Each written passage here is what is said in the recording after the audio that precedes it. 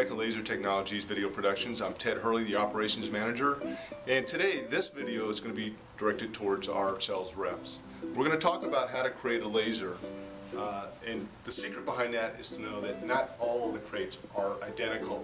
Some will have some variances, so we're going to kind of cover all of that and hopefully answer all your questions. So let's get started. The first thing you want to do is make sure that the laser is loaded up with the arm out. We do that because we are going to put the accessory box behind the laser. With the laser in place, the next thing you want to do is put the protective plastic covering over it. This will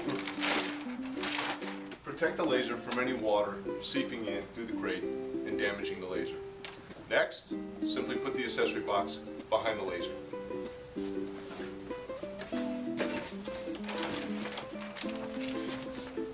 It'll sit right on the base of the laser.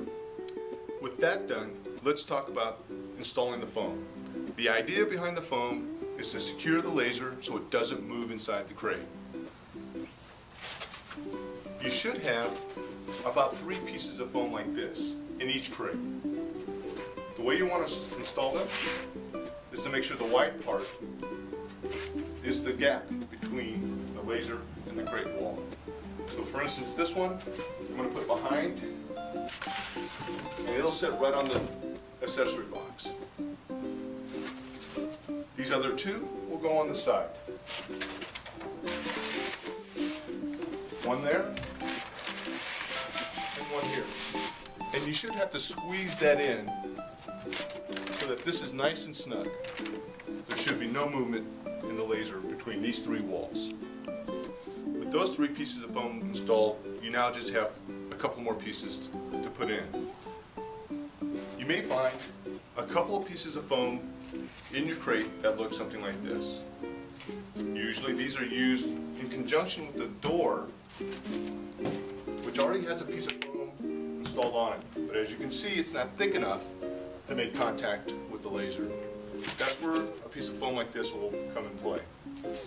When you put the door on, you'll put this piece of foam between the laser and this piece of foam. When you do that, the laser should not be very snug.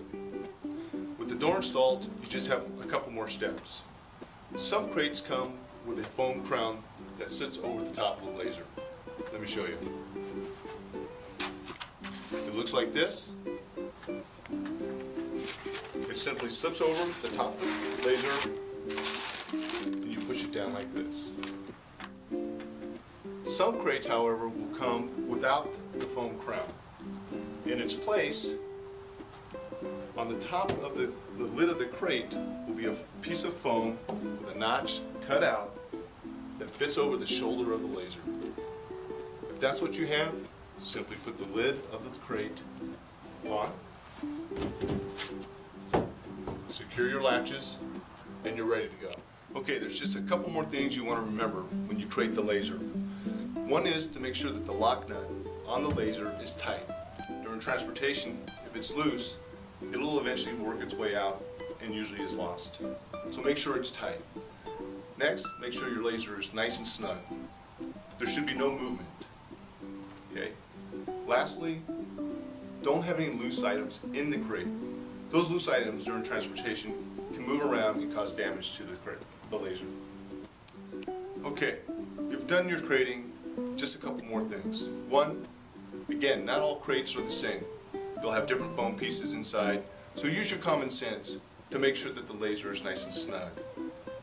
With your attention to this stuff, we'll have no problems with these lasers arriving from point A to point B without damage. Thanks guys, and if you have any questions, even during crating the laser, feel free to call me. You have my direct line, 760-696-9921.